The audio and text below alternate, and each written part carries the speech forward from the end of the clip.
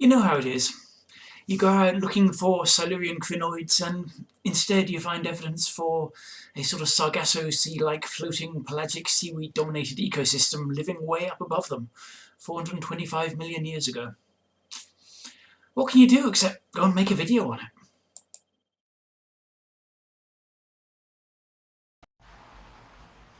Hello, welcome to the rough working lab. This is where we unpack lots of stuff, do sorting out and preparation under the microscopes with little scalpels and so on.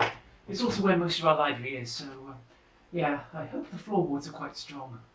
They haven't struggled so far.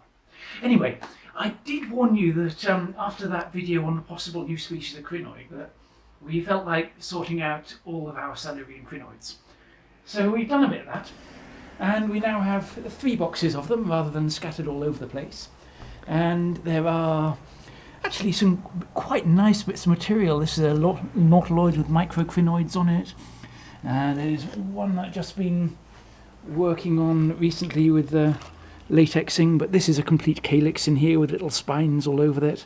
So we've actually got quite a nice lot of material, and we think it's about 15 species. Is that a lot? Well, there have been none described from this area up until now.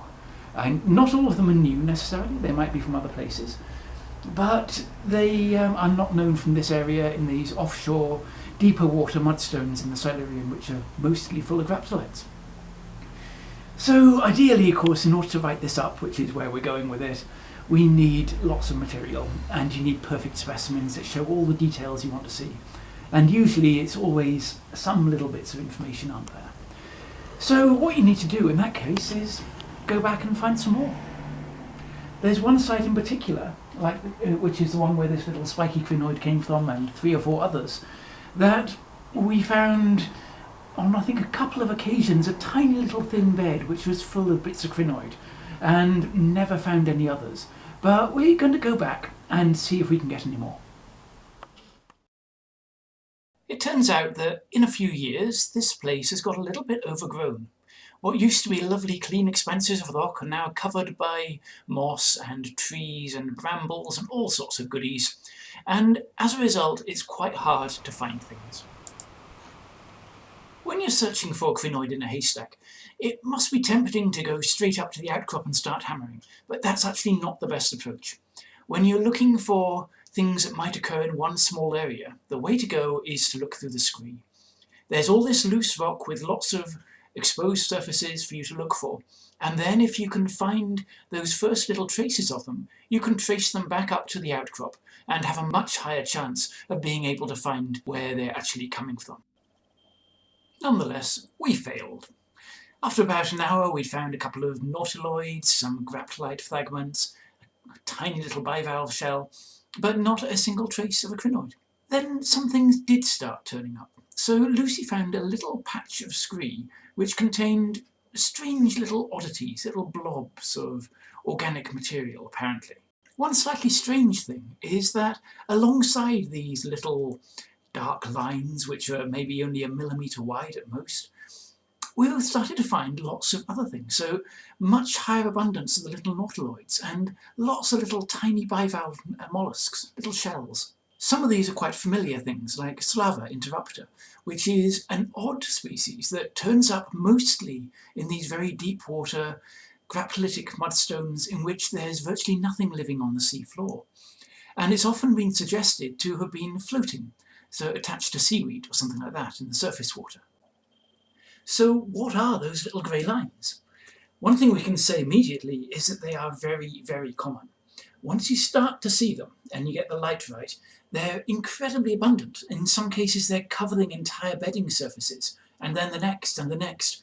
It's a really major part of the ecosystem, whatever they are. However, they're not everywhere. In fact, through most of that section we weren't seeing them at all, but we did find them somewhere else.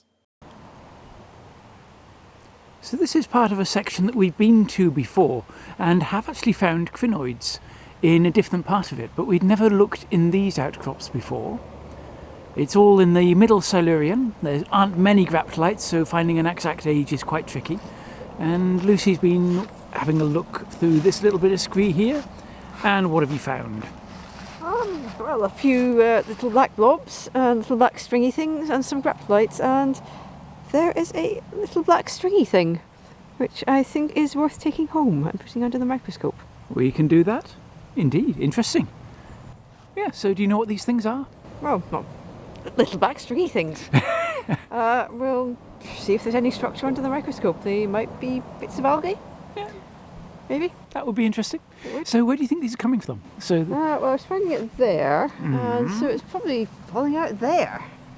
So that would be the place to have a look at. yeah. Unfortunately, the rock here is very weathered, and there's a lot of mud has sort of got into the surfaces where it's cracked. So at the moment, I'm not actually finding that anything much is visible. Oh, there's something black. That's something. Is it a graptolite? I believe it is not. It's sort of a little black stick thing. That's actually quite interesting. We'll take that back. Some of these things, of course, we can clean up, and there might well be stuff that's visible at home, but you just can't see it in the field, especially in the winter light in Wales, which is not exactly ideal for fossil collecting sometimes, under trees with no sun. Well, there is some sun over there somewhere. It's never where you want it to be. All right, adventure over. So, we tend to get really interested when we find something that we can't immediately tell what it is. Because although we have found layers like this before at other sites around the area, they're not common. And when they do turn up, you're always uncertain what it is you're looking at. So just for once, we thought, we're going to try to pin this down. We ended up collecting quite a big box full of little slabs covered with bits of this material, in the hope that under a microscope we'd be able to work out a plausible answer for what exactly these things are and what they're telling us. Because although, I get it, they're not the most inspiring looking of fossils, they are nonetheless an important piece of evidence for what life was doing back then. And that's what paleontology is. It's not about collecting the shiniest specimen, it's about collecting the clues and then working out what the world was like. That's what we really want to know. We want to try to understand this past. We should say now that we do have a particular tool with this microscope that makes a world of difference. This is with plain polarized light, and you can see the surface beautifully, lovely, lack of reflections. But then when you cross the polarizer, and we have a cross-polarizing ring light that I'll show you in detail one day, suddenly you see differences in reflectivity. So any little carbon films leap out. They just go opaque, or black rather, and we can suddenly see that there are these bits of material, organic remains, all over this surface, but they are virtually invisible when you take the polarizer out again. We can also enhance it with water for a similar sort of effect, and combine the two and it's even better. Well, I've dragged her back again. Fieldwork wasn't enough. Besides, apparently she's quite interested in these things too, don't know why. So, Some of them might be graptolites. some of them are graptolites, but not the interesting stuff. I mean the other interesting stuff. Right, where were we? So, we've got this mystery. These little fossils of some form, we need to work out what they are. We know that in terms of the basics that they are very small. They're usually less than 1 millimetre wide, sometimes 0.1 millimetres wide, up to about 1 centimetre long. And they're carbonaceous. As far as we can make out, they're cylindrical, but flattened now, so parallel-sided, mostly rounded end, sometimes quite squared off. What are the options for something like that? They could be burrows, maybe. They could be fecal pellets that are fallen to the seafloor or being produced by something living on the seafloor. They could be algae. I mean, black things on bedding planes can always be graptolite, but that should be quite obvious. We've got graptolites in the same beds, and they are obvious. Yeah. So I think we can rule out that one. Yep. How about worms? You'd need really good evidence to say something was a worm. Yeah. Like, bundles of bristles, or very obvious segmentation, or finding it in a burrow or something. Or proboscis or cuticle or something That like would do it, yes. Yeah. Yes. So it's one of these things where it's worth mentioning this because people quite often, if they are looking for little sort of exceptional fossils, do find little bits that might conceivably be worms, little sort of irregular wiggles, and they get very excited. And it's just not enough, because all those other options we just mentioned are probably much more plausible. So we can ignore worms unless we actually find evidence pointing in that direction. Yeah, sounds reasonable. Yeah. So start with the really mundane explanations. Could these be burrows? If there were burrows, you might expect to see some of them sort of crossing layers of sediment. And I don't think we see that. They all seem to be flat on the bedding plane. I wasn't noticing any bioturbation in the field, that the layers just seem to be sort of horizontal and undisturbed in the bits I looked at. Yeah, that is one benefit of having all these extremely fine layers covered with little bits of organic detritus, in that if there was anything burrowing through them, they would be leaving marks. Mm-hmm. And we're not seeing any sign of it. It looks like totally undisturbed lamination, we call it, these very fine scale layers. So yeah, I think we can probably rule out burrows on that basis. I think let's just bear it in mind as we're looking through things, but I think they're probably not. Yeah. Okay. So next up, pellets. They could be fecal pellets. They're small blobs with an approximately consistent shape. They're about the right size. They're quite featureless. There's lots of them. I suppose if you'd want to see something like something that was in the fecal pellets, or something like crushed up shell fragments. But then if whatever made the things wasn't eating shells, if it was just eating bits of algae and microplankton, then all you'd see is carbon, which is what we see. It would be interesting ecologically though, wouldn't it, to have this abundance of pellets. And the other thing is that we do get these in relatively narrow intervals. There are some parts of this section where you get this huge abundance of these things, and then a lot of it we see nothing at all. There's two possible reasons for that. One is it's preservational, that they were there a lot of the time but got broken up or eaten or not preserved in some other way. Or it's something ecological, that in some years or at some seasons you got big blooms of hypothetical shrimps that produce lots of feces that sank and ended up on the seafloor. So you'd be thinking of planktonic, pelagic, sort of swimming ones rather than ones on the seafloor? I think so, if only because if you had a lot of things on the seafloor, you'd expect the fecal pellets to have got eaten. Ah, okay. Because it's a nice handy source of carbon for something. Yeah, that's true. There's lots of things that do that. Yes. In fact, we do have something in this assemblage that does that. Oh, do we? Yes, in the crinoids. We have little gastropods. Yes. I'll have to do more about that at some point, but ones which tend to place themselves over the posterior orifice of a crinoid. In the anus? Yes, yes. Ah, nice. And make use of the waste products as their own food source. And we have a few of these crinoids mixed up, a few of these gastropods mixed up with the crinoid debris. So that little ecosystem was there, but these crinoids basically weren't there, except for very, very isolated occurrences. Yes. Which implies that the seafloor was not hospitable. Most of the time, anyway. Yeah. So possibly you could get things like this with dense crowds of krill, for example. Or krill equivalent. Of course, yes. Yeah. Yes, it's possible. Yeah. Interesting. Mm. Okay, so we certainly can't rule that out at the moment. What about algae? Are they also an option? The carbonaceous blobs, maybe? We might want to look for some sort of definite structures. This is the thing. There are certainly green algae that have that sort of shape. They can be small sausage-like things floating around in the sea, and those are entirely plausible for what we see in terms of the outline. How would we distinguish the two? We have to look for structures. So, yeah, let's look for some structures. Okay, so let's see if there's anything down here of interest. Lots of little carbonaceous. Ah, hello. Oh, now is that branching? It looks like it could be. Because if it's branching, it isn't a pellet. Okay. Right, we need a good close look at this one. Right, let's get that under the centre. Okay. Yep. Can we go in even closer? The symmetry of that doesn't look like branching to me.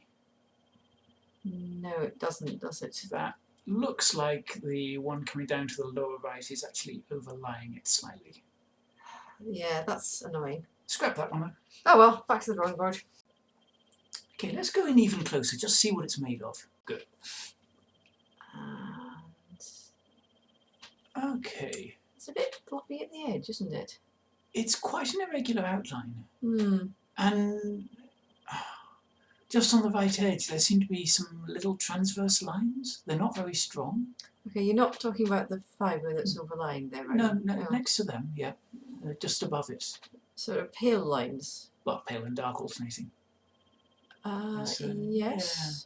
They're not exactly striking, but yeah, not sure. Interesting. Okay. Right, this one looks a lot better. I think this is more convincing. So it does seem to be an axis dividing in two and blanching. Zoom in a bit and focus. I think that's actually quite convincing. If it was too overlying, which would be the other possibility, you'd expect to see the blanch coming down on the right, actually coming out the other side, and you're not. What do you think? They are similar preservation. It's always difficult because there's so many bits lying around on these slabs. They could just be one which stops at that point. Can we zoom in detail? Have a really close look at the middle part. A bit more zoom. Let's go as far as you can. That's it. That's maximum. Okay. Okay. Well, right. Can we move it so we can see a little bit more below? Okay. So now we can see that there are a series of tiny little spikes as well. I know that's the limit of our capabilities on the video, but we'll take some photos and show you those blown up slightly. And what about these dark lines going through it? Maybe. There's something going diagonally through that lower branch, little dark lines. That's actually quite interesting. Yeah, I mean, it isn't perfectly preserved, so we've got to be a bit careful, but... But the fact there's anything there... Yes, it's worth looking more closely at, I think. And if this is branching, then it's not a pellet. Yes, definitely. If it's got little sort of helical fibres running down one of the branches, then it's almost certainly not a pellet. If they're there, I'd agree with that, yes. I think it's as convincing as the branching, personally. Okay, so you're not convinced by the branching?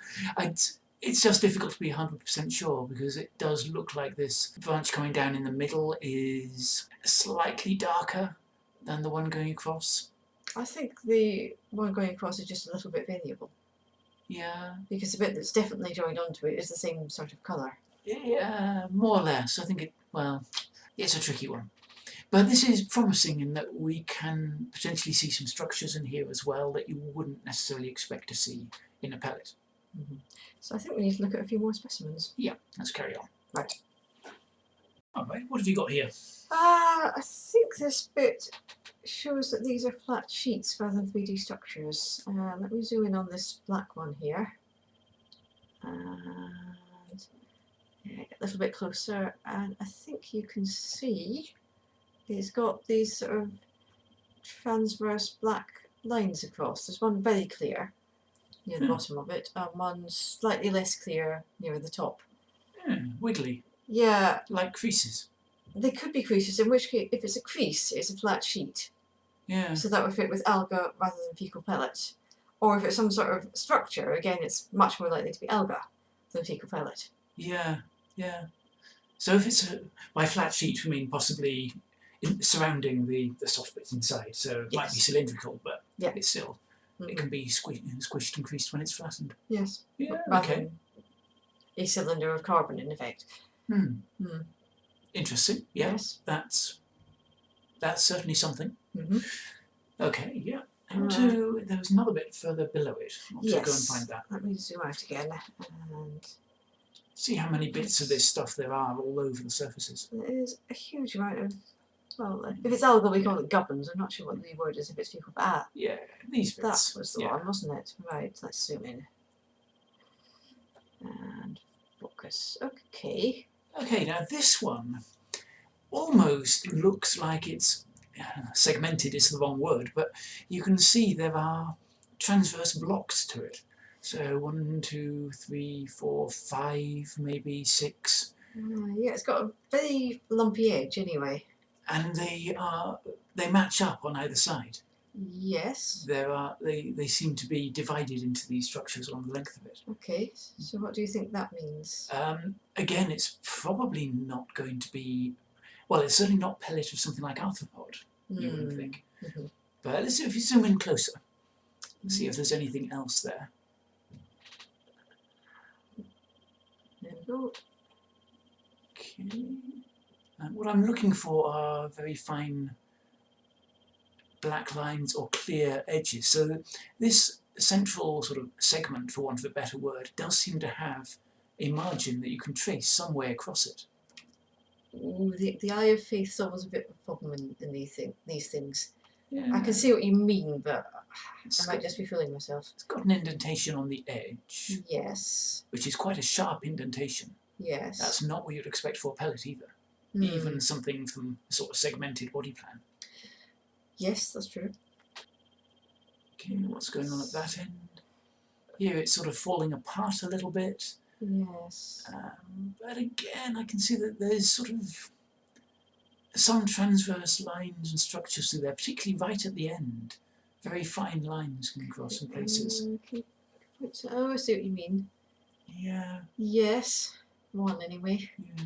So again, this is not absolutely categorical, but there's a lot of structures there you wouldn't expect to see in a pellet. Yeah, so we haven't really got anything definitive, but from the several bits of evidence we've got, algal does look more likely. Yeah, and we've got potential, well, we've got what seem to be folds. Yes. We've got transverse sort of ribbing or segmentation in some form, and there are these fine lines going across as well. Yeah, we seem to have some branching. Yeah. But there is one other one we wanted to show them as well for a moment. Yes, there is. Should we get that one? Yeah, go on then. Right. This one's so good we even marked an arrow on it. Although it's a tiny fragment, so what is interesting about this? Oh, well, you have to get in quite close to see. Let's just move a little bit further in. And there on the left edge, you have what seem to be several bits sticking out. Little spikes or something in a way that is totally unlike a fecal pellet. Or at least any that I've ever seen. That seems fair enough. And I think there are also little black lines running across, little transverse lines again. Very like the ones we were just looking at in the previous one, across the body of it. I'm not really seeing those, but I'm definitely seeing the spikes. Well, maybe some of our viewers will be able to see or not see, but I can see something there. They're not very clear.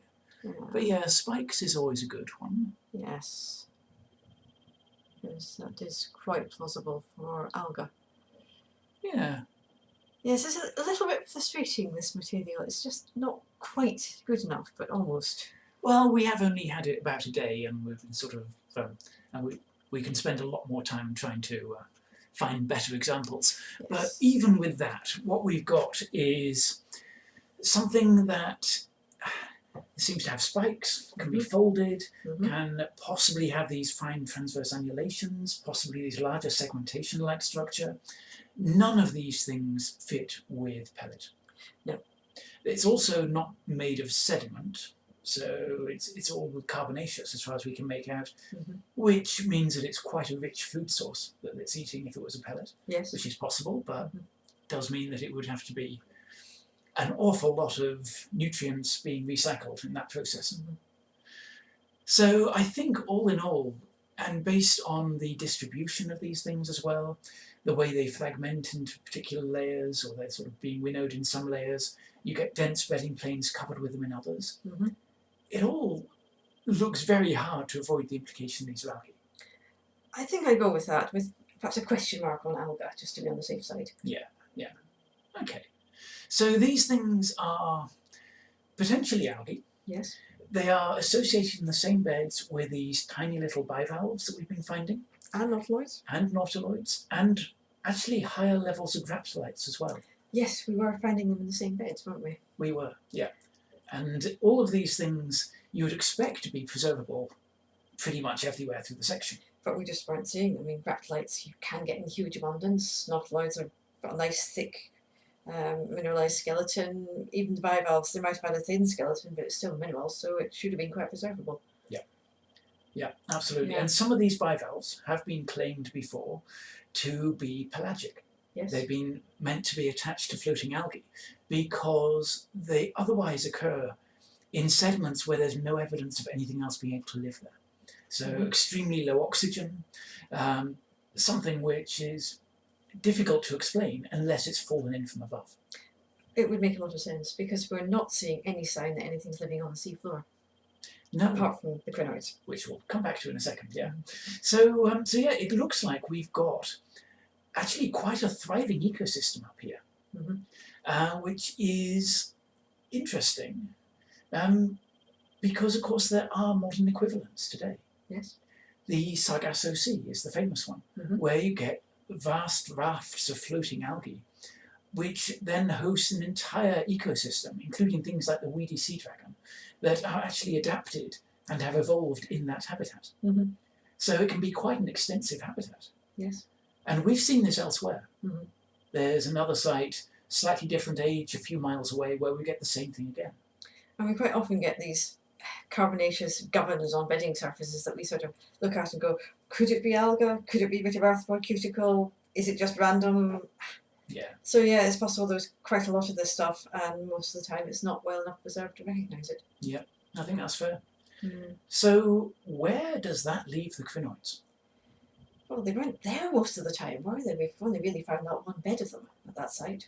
Exactly, but that one bed there's what, 3 or 4 species at least, Yes. and it's a really dense assemblage. So how do you get a little layer of a really dense colony of crinoids and the gastropods that live with them and nothing else? Obvious answer, I suppose, is that they weren't living there and they were all transported in from somewhere else by a storm. But we're getting complete crinoids here. If they're alive, surely they could be dumped more or less intact. Okay, well, they're very, very delicate, and we have some with the column as well, so we've got bits of the stem. Yes. You also have, well, the gastropods would have very different hydrodynamic properties when they're being moved. You wouldn't expect bits of crinoid to be deposited with quite large gastropods. That's true, because they are about a couple of centimetres across, some of them. Yeah. Yes. Yeah, so you expect them to be winnowed somewhere else. And the other thing is, even if it's been transported in, why are we not getting everything else in it? Because it's clearly all been dumped together. It's not winnowed by size or anything. Why are we not seeing brachiopods? That's true, yes.